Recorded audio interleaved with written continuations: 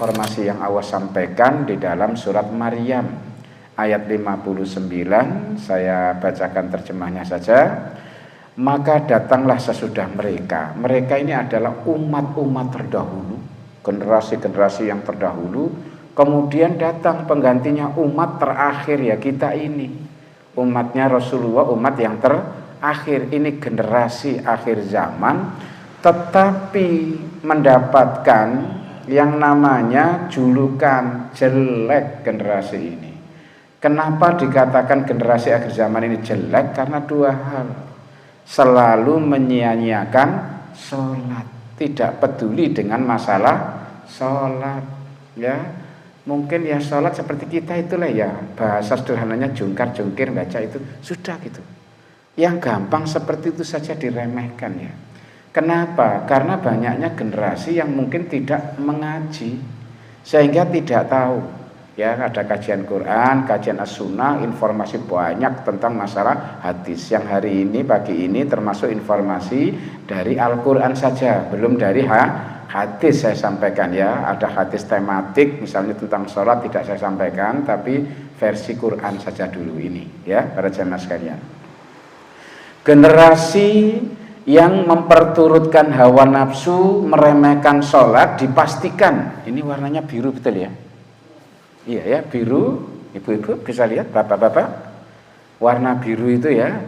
Ini adalah statement keputusan Allah ini. Siapa saja yang meremehkan sholat dan memperturutkan hawa nafsunya, dipastikan akan terjebak pada kesesatan. Kalau orang itu sudah sesat, maka tampilannya tidak akan benar, para jamaah sekalian. Ya, mungkin saja bisa mengatakan baik, tapi baik itu belum tentu benar. Persoalannya di sini, para jamaah sekalian. Ya, bahkan sebagai solusi jalan keluar, ini ada problem solving, ada masalah, ya dan lain sebagainya. Itu penyelesaiannya juga tidak benar, para jamaah sekalian. Kenapa? Karena orangnya tersesat. Ya, makanya kadang-kadang kita sebagai orang tua itu melihat generasi melakukan ini sebagai solusi. Itu menjadi kita ghairu makul, gak paham, gak ngerti kita. Kok ada generasi menyelesaikan masalahnya dengan cara membunuh temannya. Itu kita gak ngerti gitu ya. Ini kayak binatang saja ini. Ya, mau merebut, mau memiliki sesuatu, kok kemudian membunuh. Ada salah paham kecil saja membunuh. Malam-malam gerutuk-gerutuk sepeda motoran, kelihatannya itu komunitas rame-rame di jalanan, kemudian merampok. Loh, itu kita juga nggak mengerti ini ada apa ini sebenarnya. Bahkan ada antar geng motor itu juga tawuran. Ada apa sebenarnya? Ya, seringkali kita ini tidak paham. Kenapa tidak paham? Karena generasi ini sudah menjadi generasi yang tersesat. Sementara kita ini menggunakan kacamata kebenaran.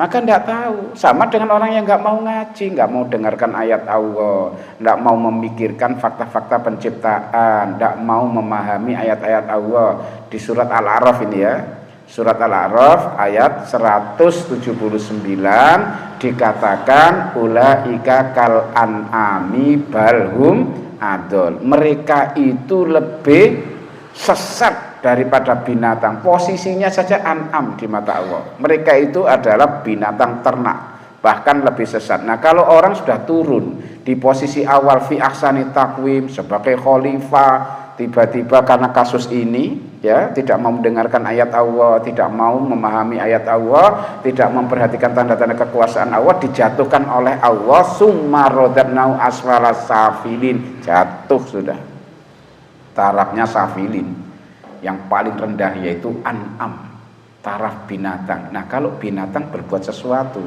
kita itu kan nggak paham. Ya, kucing lewat di jalan gak tola-toleh, padahal kendaraannya rame, ya ditabrak, penyet, mati. Ya, terus kita ngelihat generasi muda manusia ini mau nyebrang sama dengan kucing, gak tola-tola nyeludur saja, ditabrak akhirnya. Loh, kita jadi gak ngerti gitu. ini kok sama ya dengan kucing tadi yang nyebrang itu ya. Ini karena mereka sudah jadi an'am. Makanya Allah menyebut dengan kata-kata fahum la ya'kilun, fahum la yu'minun, ya, fahum la yarji'un. Tidak bisa kembali ke jalan yang kebenaran, enggak bisa lagi dia berbicara kebenaran, enggak bisa lagi jadi orang beriman. Kenapa? Karena dia lepas dunia kemanusiaannya menjadi an'am, yaitu tangan. Ini di Quran para jamaah sekalian ya, surat Al-A'raf 179. Nah, sekarang kita lihat, selain meremehkan Quran, meremehkan sholat ini para jamaah sekalian. Ya, apa yang terjadi ketika orang-orang atau generasi ini menyepelekan masalah sholat dan memperturutkan hawa nafsunya? Ini yang pertama yang kemarin saya sudah sampaikan. Sekarang akrablah para jamaah sekalian hati kita itu dengan surat ini, surat Quraisy yang akrab. Ini sedang saya kampanyekan. Di dunia akademik banyak dosen sampai profesor doktor saja itu sampai kaget ya. Kok baru apa namanya? Baru dong Pak Taufik saya ini sekarang ini. Dengan apa, Pak? Dengan surat Quraisy ya, yang disampaikan Pak Taufik di kampus itu loh. Masya Allah ya. Kalau surat Al-Ma'un saja melahirkan gerakan peduli kepada anak yatim dan orang miskin ya, Al-Ma'un itu ya, termasuk menghindari pendusta agama kan, Ar-ra'aital ladzi yukadzibu bidin itu ya. Nah, ini surat Quraisy mestinya menjadi suatu gerakan ya, individu, keluarga, mungkin suatu masyarakat lokal atau bahkan menjadi gerakan nasional. Kalau ini menjadi suatu gerakan di dalam keluarga-keluarga, komunitas-komunitas, ya, bahkan mungkin kita tidak tahu apa yang terjadi. Jangan-jangan ada komunitas malam-malam itu ya kepingin jagongan malam, tapi kok ngajak tahajud di jalan raya gitu ya. Kita juga tidak tahu itu. Ya, nongkrong di sini misalnya gitu ya, rame-rame. Tahu-tahu jam 1 gelar yang namanya apa? Tempat sholat di situ, sholat di kayu tangan, sholat semuanya misalnya gitu ya. Loh, itu kita kan nggak tahu itu, ya, semuanya nggak sholat, tapi ada komunitas di sana, tiba-tiba malam itu sholat, nggak nongkrong, nggak ngobrol, nggak ngerokok, sholat di situ. Ya asalnya nongkrong, tapi terus sholat. Kita juga nggak tahu kalau itu terjadi suatu saat. Ya, kalau itu terjadi malam-malam dan memanjatkan doa, kata Allah apa? Pasti diterima doanya. Minta sampai aja dituruti, bertobat diterima taubatnya para jemaah sekalian. Nah, itu kita nggak tahu. Seperti tidak tahunya kita saat ini pada jungkir balik orang bisnis outlet, toko-toko, mohon maaf ya, toko-toko di kampung, toko-toko kelontongan itu atau jual sembako sekarang sudah sepi. Ya, sampai kemarin saya masih diajak tokoh masyarakat juga ngomong tentang ya Allah Pak Taufik ekonomi apa? Ekonomi masyarakat hancur-hancuran sekarang ini. Ya, yang di mall itu outletnya juga bangkrut, yang di kampung-kampung toko-toko sembako itu juga bangkrut. Kenapa? Karena orang senang online. Harganya kadang hanya 50% loh para jemaah sekalian.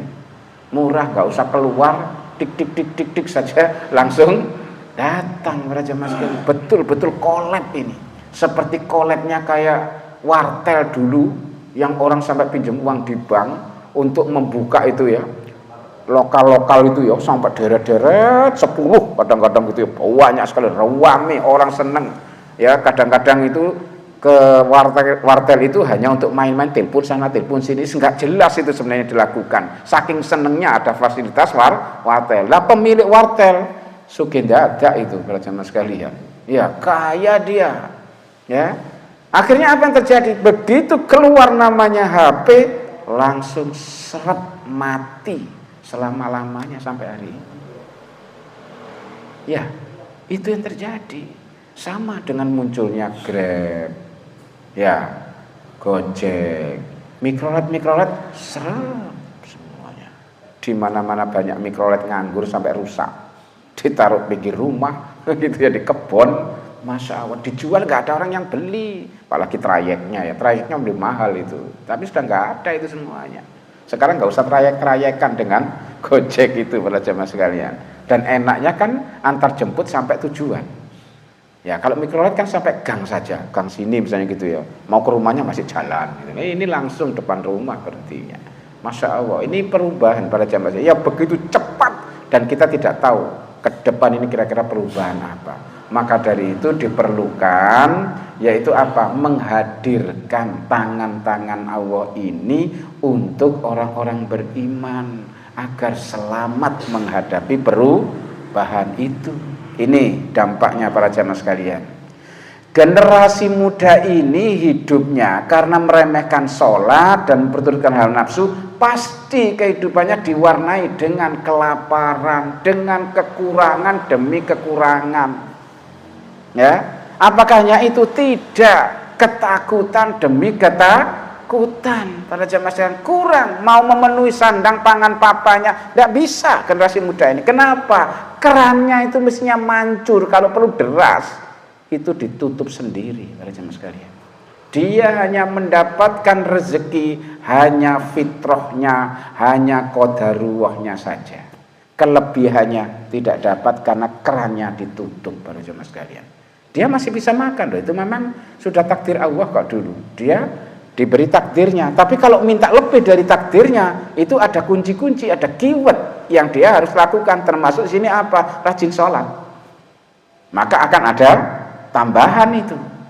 Ya, kalau tidak ya qadarullahnya saja dia dapatkan. Ya memang dia harus hidup begini.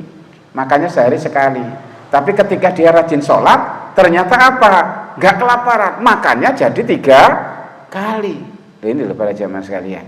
Ya, selain qadarullah itu kita harus mujahadah, berupaya untuk mentaati Allah sehingga rezeki kita itu melebihi qadarnya. Takdirnya segini, tapi kalau misalnya begini, la in syakartum la azidannakum. Kalau orang nggak bersyukur, ya rezekinya sakmono itu. Tapi karena dia bersyukur, maka ditambah. Loh, tambahan ini para jamaah sekalian, berkala ini. Orang suka sedekah bisa dilipat gandakan balasannya 10 sampai 700 kali. Kok gak sedekah? Ya sudah, gak ada itu janji kelipatan 10 sampai 700 itu yang bisa kita harapkan. Tidak ada itu. Ya, itu hanya orang-orang yang ahli sedekah. Ini para jamaah sekalian. Jadi generasi ini kalau tidak sadar diri, terus-terusan meremehkan sholat dan memperturutkan hawa nafsunya, dipastikan fenomena generasi kekurangan, kelaparan. Solusinya apa para jamaah sekalian? Generasi muda yang seperti ini yang gak sholat, mencari solusi untuk dirinya, yang dilakukan mesti perbuatan keji dan mungkar. Saya supaya punya duit, ngerampok. Saya supaya punya sepeda motor, begal. Saya supaya punya HP yang ngerebut milik orang. Ini para jemaah. Ini karena sesat generasinya. Jadi tidak bisa menyelesaikan dengan cara-cara yang halalan thayyibah, tidak bisa. Ya mohon maaf ya, ini bukan riak ya. Saya juga ganti-ganti HP mengikuti kebutuhan. Ini kebutuhannya begini, ya. Maka fitur yang diperlukan begini. Maka HP yang lama otomatis nggak saya pakai. Maka apa yang dilakukan? Kita kasihkan. Ya, generasi-generasi yang tidak tidak punya HP tapi dia rajin ke masjid sholat itu. Nih, nih pakaian, tak kasih laptop, tapi ini laptop jadul ya. Ini harganya dulu masih 3 juta ya, ini sudah sekarang mungkin harganya sudah murah 1,5 juta ya. Itu hanya bisa untuk ini, tapi di situ ada aplikasi ngaji gitu. Pakai itu sudah senang saya. Ya, nggak dijual gitu loh. Tapi dikasihkan orang supaya juga membawa berkah untuk kita para jamaah sekalian. Ini jadi anak itu sudah berpikir, waduh, ini kok nggak bisa punya HP ya. Mau minta orang tua kondisinya juga nggak mungkin. Ternyata diberi orang para jamaah sekalian. Rezeki Allah itu kalau datang tuh yarzuqhu min haitsu la yahtasib. Anak ini rajin ke masjid, ngajinya apa? Dipikirkan orang. Ya, sampai 2 hari yang lalu saya masih bicara dengan tokoh itu. Itu kalau anak-anak ini ada yang mau sholat tapi nggak punya pakaian perangkat sholat gimana? Apa disediakan? Sediakan aja itu sudah. Ya, ruku, sajadah, Ya, laki-laki ada baju koko, sarung. Udah, kita upayakan saja. Yang penting dia mau sholat. Loh, ada orang yang berpikir begini ini, para jamaah sekalian. Ya, orang ini ke masjid, anak ini kok kasihan, tiap hari seminggu itu saja. Ya, itu ada orang yang berpikir seperti ini. Tiba-tiba dikasih sajadah. Ya, ibu-ibu ini mesti kok rukunya itu terus ya, sampai kumal, sampai kuning warnanya. Diberikan ruku yang baru, dan diberikan ruku yang baru itu yang adem, ya, yang mungkin kayak sutra pakaiannya itu sewenengnya, bukan main dia, karena untuk ibadah, bukan untuk mejeng gitu loh. Ya, untuk ibadah, seneng. Ini loh para jamaah sekalian. Jadi ada orang yang selalu memikirkan kebaikan kepada orang lain, karena dia paham khairun nasi anfa'uhum linnas, baik-baik manusia, orang itu adalah yang selalu banyak berbuat baik sama orang lain. Jadi kalau malam apa yang dipikirkan? Saya kan nggak bisa keluar rumah malam, takut apa? Doakan guru-guru kita, saudara-saudara kita. Loh, para jamaah sekalian, orang yang paling bakhil di dalam hadis Rasul itu adalah orang yang tidak mau mendoakan orang lain yang telah berbuat baik sama dia. Guru mengajari kita, ya, dia balas doa saja nggak mau. Itu orang yang paling bakhil, ya, di dalam Islam berdasarkan hadis Rasul ini, ya, para jamaah sekalian. Generasi ini akan mengalami serba kekurangan, atau bahasa Qur'annya kelaparan dan ketakutan. Yang kedua, ini mengeluh.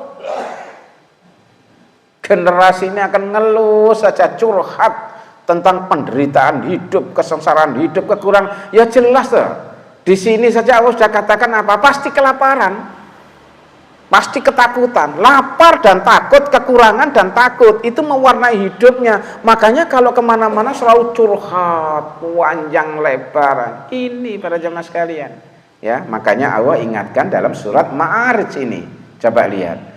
Manusia itu memiliki fitrah, potensi yang dibawa sejak lahir, yaitu apa? Sikap mengeluh, ya, selalu mengeluh dan juga kikir bakhil, medit. Ya, kalau dapat sedikit cobaan saja ngeluhnya panjang lebar, terus mana-mana. Kalau dapat kebaikan, kikir, medit, ya. Oh, dapat rezeki aja nggak netes sama sekali untuk sedekah, ya. Sering saya sindir, Masya Allah 2000 saja masa nggak netes. 2000 di kota amal kayak begini nih loh, ke masjid netes lah 2000, nggak apa-apa, jangan malu, ya, karena tanda-tanda orang bertakwa itu yunfikuna fis-sarra wa dharra, budayanya selalu sedekah, rezekinya banyak maupun sedikit, continuous, maksudnya terus menerus. Ya, tidak menunggu saya mau sedekah kalau dapat rezeki banyak, terus sedekahnya berapa? 200.000. Lah kalau 20.000, enggak lah, malu saya. Enggak begitu, teman-teman sekalian. Prinsipnya senantiasa bersedekah terus. Itulah surat Ali Imran-nya, ya. 133 itu. Saya lanjutkan para jamaah sekalian. Kalau dia tertimpa kebaikan kikir, kalau ketimpa keburukan dia berkeluh kesah, ya, curhat kemana-mana, Allah embel-embeli dengan kata-kata illal musallina alladzina hum ala sholatihim daimun.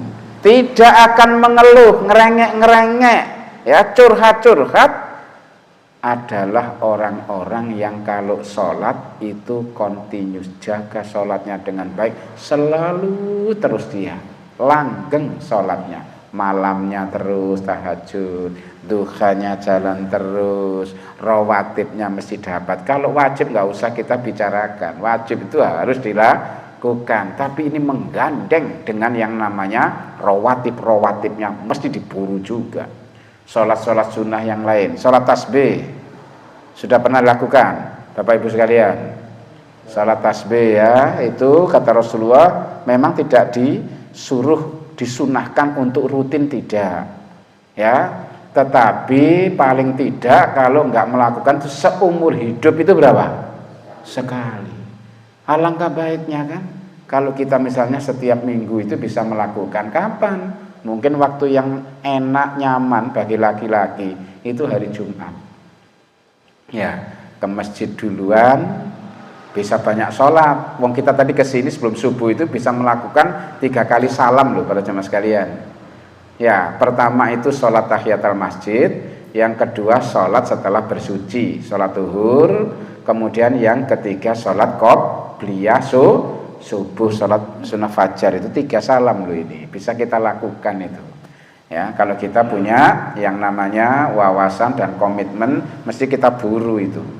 Bagi orang yang nggak ngerti, kadang-kadang subuhan sudah berangkat ke masjid, tapi masih nongkrong depan masjid, apa? Menghabiskan rokoknya. Ini karena nggak ngerti para jemaah sekalian. Dan itu nyata loh, di mana-mana itu nyata. Kalau nggak gitu bermain HP di mana? Di parkiran. Ini kan sama saja, kasihan para jemaah sekalian. Ini ya. Jadi generasi ini diwarnai dengan apa? Kekurangan hidupnya, tidak aman, ya, mengeluh terus.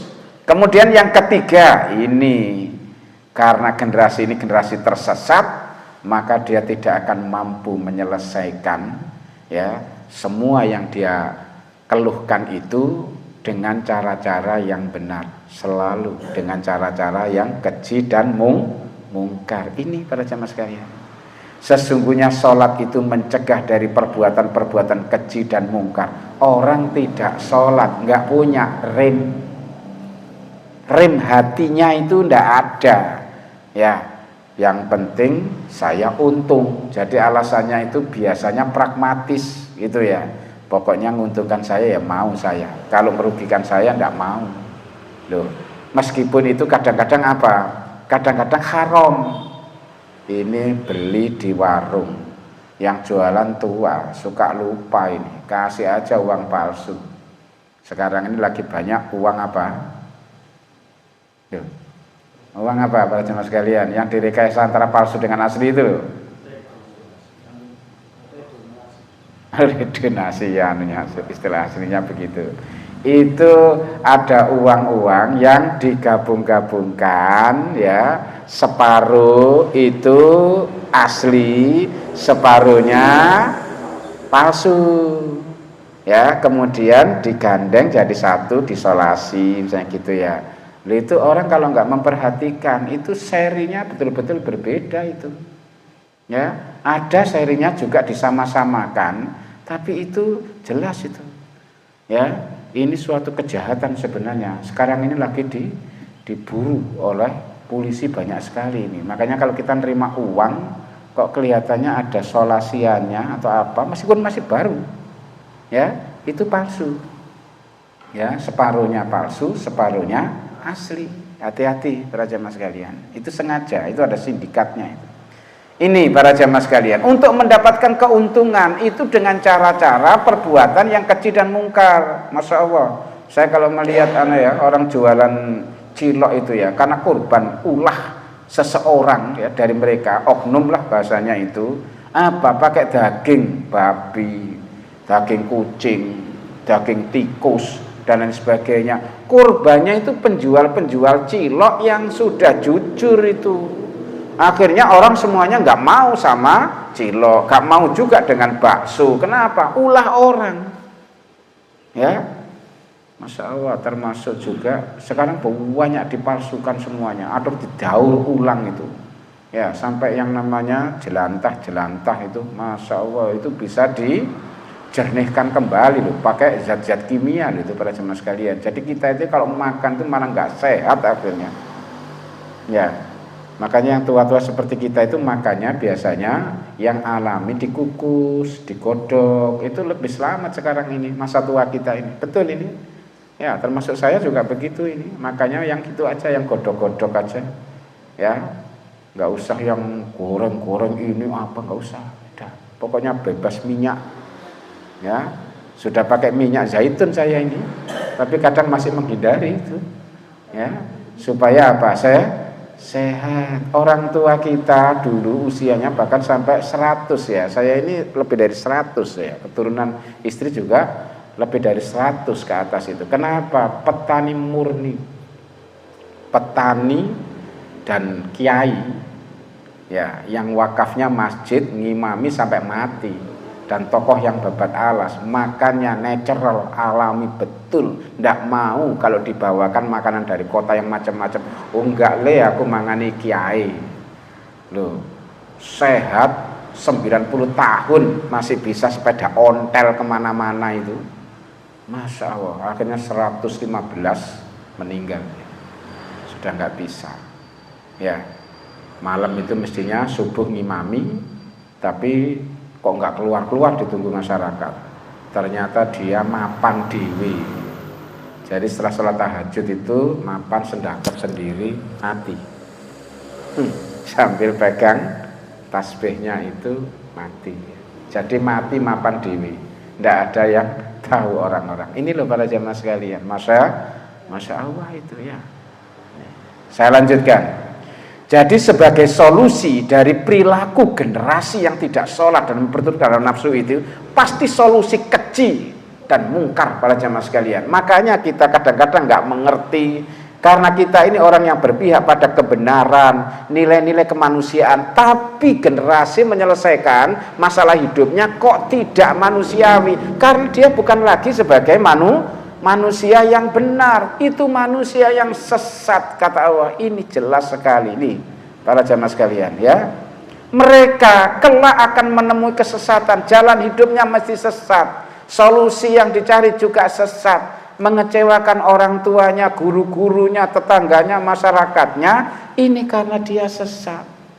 Maka dari itu orang tua harus mau ya mati-matian mengamalkan perintah Allah, ku anfusakum wa ahlikum nar, selamatkan. Yang lebih menyakitkan itu kita punya anak tapi selalu dibikin gelo oleh tingkah laku anak, betul enggak? Iya, jadi orang tua itu dipermalukan. Ini waktunya semuanya pada sholat di masjid, anak kita nongkrong di pojokan kampung, malu kita ya. Kita ini kadang puasa sunnah, anak kita kulineran terus. Ya, anak-anak orang lain pada ngaji semuanya, ini main gitar nyanyi-nyanyi. Nah, anaknya orang lain itu nutup aurat, anak kita buka-bukaan aurat. Itu bikin gelo betul kita ini. Ya, nelongso jadi orang tua. Ini masih di dunianya loh ya. Sudah dibikin nelongso para orang tua ini. Apalagi nanti sampai di akhirat gitu ya. Ini para jemaah, saya lanjutkan. Nanti saya diingatkan Bu ya, kalau waktunya suruh. Ini tidak mampu menjaga fitrah beragama. Setiap orang itu dibawahi fitrah beragama, fitrah bertuhan. Ya, Tuhannya siapa? Allah. Ya. Setiap manusia itu selalu ingin menyembah yang maha-maha begitu. Ketika diberikan agama pada 3 kaum ini, Yahudi, Nasrani, Islam, itu ada orang yang nggak mau menerima agama samawi ini. Agama yang dari langit istilahnya ya, agama yang dibuat Allah. Dia akhirnya menciptakan agama sendiri. Ya, untuk diapa? Dipertuhankan. Dia juga nyembah mereka, patung-patung dan lain sebagainya. Inilah yang disebut dengan fitrah bertuhan. Manusia nggak mau nerima agama dari Allah, dia akan berbuat agama sendiri, bikin agama sendiri. Karena memang fitrahnya. Ya, makanya sedikit-sedikit ada sesuatu yang mungkin luar biasa, irasional, gak masuk akal, atau yang paling ditakuti dan sebagainya, akhirnya disembah. Gampang sekali. Ya, ada penemuan-penemuan begini ini. Oh, hati-hati, itu ada pohon di situ tuh. Tidak boleh sembarangan. Kalau ke situ harus izin dulu. Ya, kalau perlu harus pakai sesajen dulu. Loh, manusia itu akan gampang melakukan ini karena ini bagian dari penyembahan. Ya, bagian dari penyembahan. Ini penyembahan yang sesat. Tapi karena fitrahnya itu ingin terus menyembah oleh apa? Diberikan oleh Allah seperti itu, menyembah ini kalau tidak mengikuti petunjuk, dia akan mempertuhankan yang lainnya. Makanya di Quran dikatakan, apakah kalian tidak perhatikan orang-orang yang menjadikan hawa nafsunya sebagai Tuhan-Tuhannya? Apa kalian tidak perhatikan orang-orang yang menjadikan Tuhannya itu berupa patung-patung?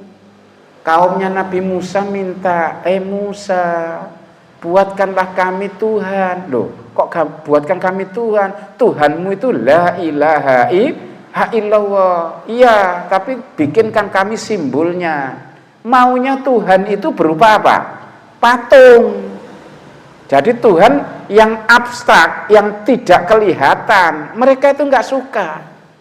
Makanya mereka mempertuhankan yang bisa dirupakan. Rupa patung, rupa ini julukannya angker, ini apa. Itu dirupakan semuanya dalam simbol-simbol materi keduniaan ini. Maka dari itu Musa akhirnya mengatakan kepada kaumnya, gimana kaumnya itu? Kamu itu kok memilih kebodohan?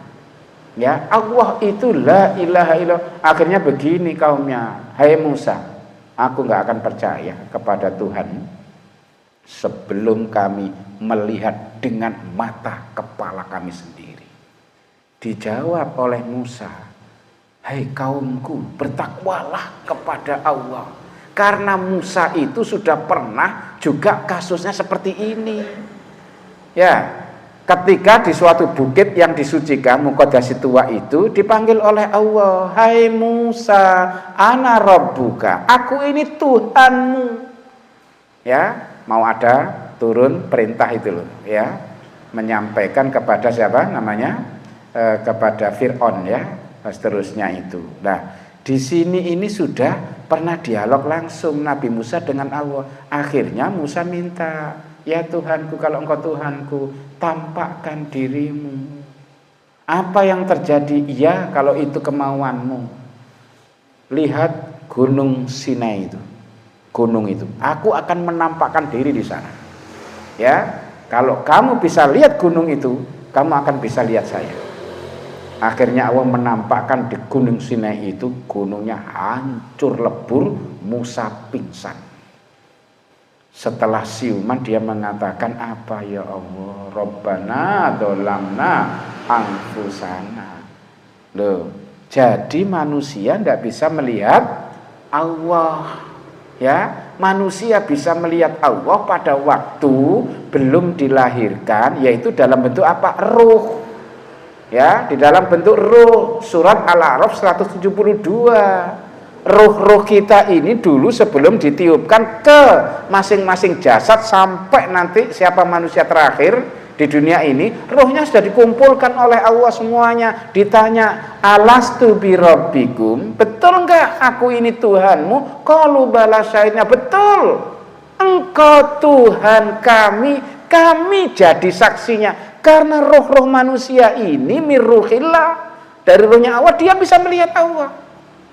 Tapi ketika sudah lahir seperti kita ini saat ini, tidak bisa. Maka Nabi Musa pun tidak bisa melihat Allah, dan karena Allah menampakkan, hancur tempat yang dia akan tampakkan itu, dan Musa pun pingsan. Maka Musa pun bertaubat. Lah sekarang ganti, siapa? Kaumnya minta melihat Allah.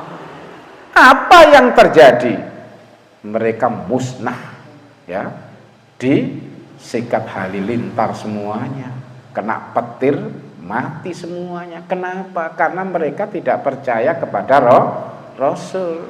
Ya, mendustakan Rasul. Kaumnya Hud juga begitu. Ya, ini karena mendustakan Rasul. Nah, ini para jamaah sekalian. Ya, surat Rum ayat 30-32. Fitrah beragama, fitrah bertuhan, itu disebutkan di surat ini. Nah, untuk menjaga fitrah ini mayoritas manusia tidak tahu. Ya, manusia itu punya bawaan dari Allah, potensi untuk bisa dikembangkan, yaitu apa? Menyembah Allah.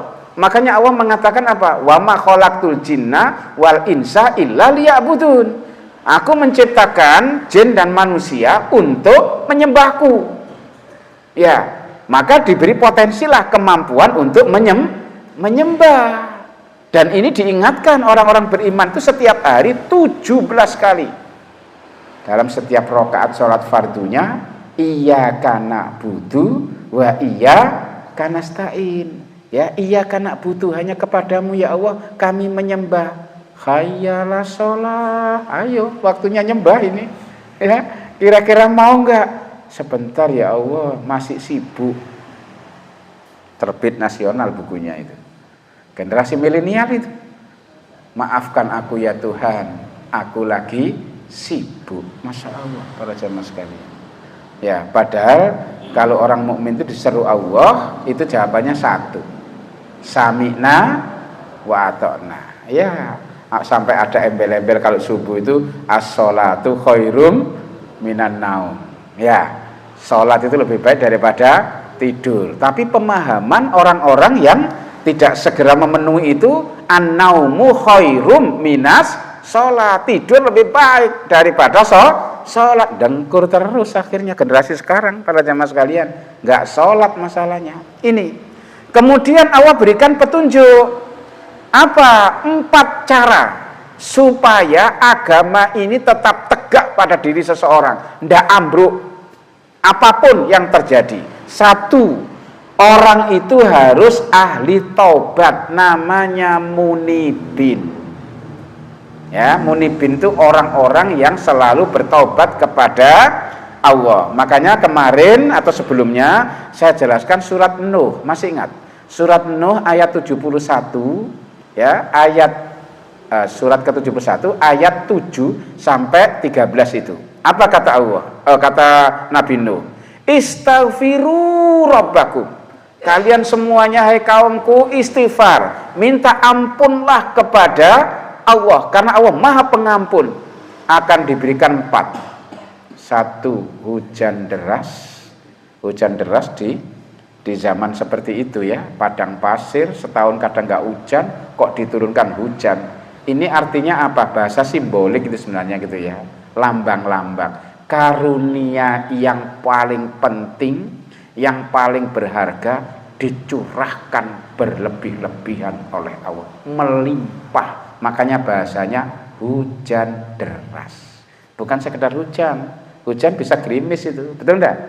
Iya, ini ada kata-kata hujan deras. Itu artinya karunia yang didamba-dambakan itu melimpah. 1, surat Nuh itu. Yang kedua, tak perbanyak hartamu. Yang ketiga, tak perbanyak anak-anakmu, kuantitas maupun kualitas ditingkatkan oleh Allah. Yang terakhir, tak buatkan kebun untuk andalan hidup keluargamu, yang di tengah-tengah kebun itu mengalir sungai. Itu artinya apa? Lahan pekerjaan, lahan kehidupan, para jemaah sekalian. Sekarang toko-tokonya pada bangkrut, ya, outlet-outletnya tutup. Ayo istighfar, biar dibukakan oleh Allah. Allah itu kalau memberikan rezeki itu min haitsu la yahtasib. Orang kerja di rumah itu loh, nggak usah keluar, itu bisa sekarang itu, betul dah? Iya, nggak ngerti IT saya, nggak punya anak. Oleh Allah dipintarkan, disiapkan dia ahli IT, jualan ibunya di rumah, masa apa saja, rujak di online kan juga. Loh, lah kok rujaknya rasanya enak, viral di mana-mana. Ya, rumahnya nggak berubah, nggak jadi ruko, tetap saja ya rumah biasa. Tapi yang datang gojek-gojek itu antri di sana. Masya Allah loh para jamaah sekalian, apapun sekarang itu bisa dijual. Barang rongsokan itu bisa dijual, pakai online semuanya bisa sekarang ini. Makanya perangkatnya, IT-nya, kalau kita punya anak supaya mempelajari. Ya, Bapak Ibu punya apa? Barang bekas. Saya punya yang namanya akuarium, terus bosan ngurusi ini. Loh, sudah di online kan, nantilah ada yang beli. Ya, itu bisa berupa uang. Tapi kalau diberikan kepada orang lain, ya alhamdulillah sedekah. Ya, kalau nggak begitu dijual, semuanya jual. Makanya toko-toko sekarang ambruk terus, itu kasihan. Ya, supaya tidak ambruk bagaimana? Karena yang membagi rezeki kan Allah, bukan online-nya ini, Allah ini. Maka caranya gimana? Istighfar yang banyak, sholat yang banyak. Dengan 2 itu saja membuka kerannya kencang sekali pada jamaah sekalian. Tidak akan kelaparan, tidak akan kekurangan, tidak akan ketakutan. empat-empatnya diberikan oleh Allah. Melimpah karunia Allah yang terbaik. Hartanya jadi bertambah, anak-anaknya bertambah dan meningkat kualitasnya. Yang terakhir, lahan kehidupannya disiapkan oleh Allah.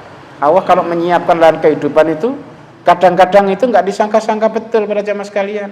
Orang pusing cari pekerjaan ke sana kemari karena resign, ya bahkan di PHK karena outletnya, usahanya mati. Tiba-tiba diambil oleh orang. Ayo ikut saya, mau ndak?